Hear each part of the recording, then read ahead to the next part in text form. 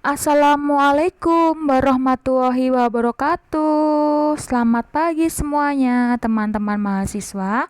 Bertemu dengan saya kembali, Ibu Rosiana Ramadan, di mata kuliah pengantar akuntansi yang kedua. Saat ini, saya, Ibu Rosiana, akan menjelaskan tentang sistem pelaporan keuangan. Sebelumnya, teman-teman mahasiswa silakan untuk mengunduh materi PowerPoint yang sudah saya sediakan di Google Classroom ya. Linknya sudah saya share melalui grup. Kita buka ke halaman yang ketiga atau yang slide yang ketiga. Teman-teman mahasiswa sudah mengunduh materinya ya. Sistem informasi akuntansi atau disingkat dengan SIA.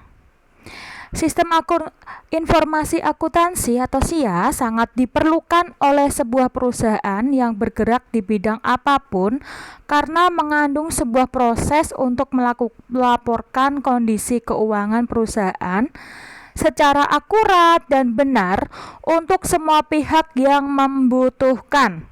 Proses tersebut berkaitan dengan teknologi informasi untuk memajukan usaha atau bisnis. Sistem informasi akuntansi menyediakan informasi keuangan dalam keberlangsungan usaha. Berikut beberapa fungsinya.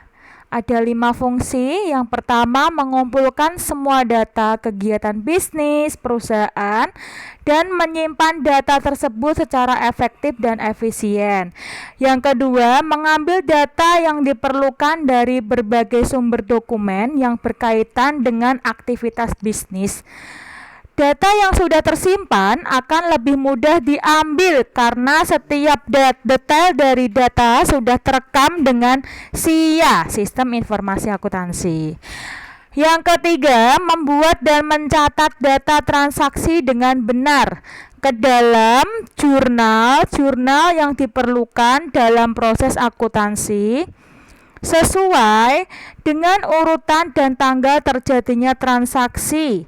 Yang keempat, mengubah sekumpulan data menjadi informasi keuangan yang dibutuhkan perusahaan. Informasi ini berbentuk laporan keuangan baik secara manual maupun secara online yang diperlukan oleh semua pihak. Yang kelima, sebagai suatu sistem pengendali keuangan agar tidak terjadi suatu kecurangan. Selanjutnya kita akan ke slide yang kelima. Teman-teman mahasiswa silahkan untuk mengunduhnya atau untuk mengganti slide-nya yang kelima. Aktivitas bisnis dan siklus akuntansi. Salah satu unsur penting dalam sistem informasi akuntansi adalah adanya pengelompokan transaksi menurut siklus aktivitasnya. Dengan menerapkan aplikasi siklus transaksi tersebut dalam sistem informasi akuntansi, manajemen dapat menerapkan aplikasi siklus transaksi tersebut dalam SIA atau Sistem Informasi Akuntansi. Manajemen dapat mengidentifikasi hubungan aktivitas dengan informasi yang melekat pada tiap aktivitas. Siklus transaksi dalam perusahaan pada garis besarnya meliputi yaitu siklus keuangan, siklus pengeluaran atau pembelian, dan siklus pendapatan. Siklus tersebut diturunkan dari aktivitas menjual, membeli, menerima kas, mengeluarkan kas, dan termasuk adanya nilai uang dalam komitmen yang harus diselesaikan pelaku transaksi di masa yang akan datang. Sekarang kita ke slide yang selanjutnya yaitu slide yang ke-6. Jika slide yang di sini tidak jelas, jenengan bisa buka slide yang saya share di Google Classroom ya. Siklus transaksi dan jurnal khusus. Jurnal khusus merupakan jurnal yang digunakan untuk mencatat transaksi keuangan yang mempunyai jenis yang sama. Setiap jurnal khusus dibuat untuk mencatat satu jenis transaksi keuangan yang terjadi secara berulang-ulang dalam suatu periode akuntansi. Misalnya, Dalam satu periode akuntansi, suatu perusahaan mempunyai transaksi penjualan yang banyak, maka perusahaan tersebut akan melakukan pencatatan transaksi-transaksi penjualan ke dalam jurnal khusus penjualan. Jurnal khusus biasanya digunakan oleh perusahaan dagang atau perusahaan yang mempunyai transaksi yang banyak dan sejenis yang terjadi secara berulang-ulang. Sedangkan pada perusahaan jasa biasanya menggunakan jurnal umum dalam mencatatkan transaksi keuangannya. Manfaat jurnal khusus itu spesialisasi, kolektif, dan pengendalian intern. Kita buka ke slide selanjutnya, yaitu slide yang ke-7.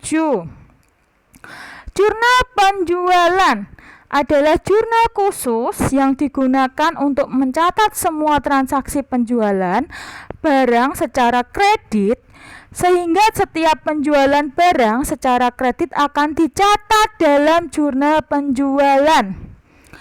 Dalam transaksi penjualan barang dagang secara kredit menyebabkan terjadi penambahan piutang dagang dan penambahan penjualan.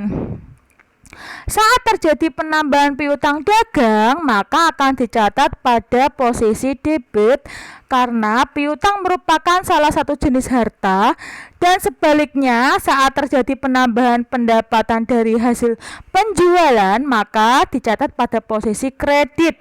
Berikut contoh penjualannya ya.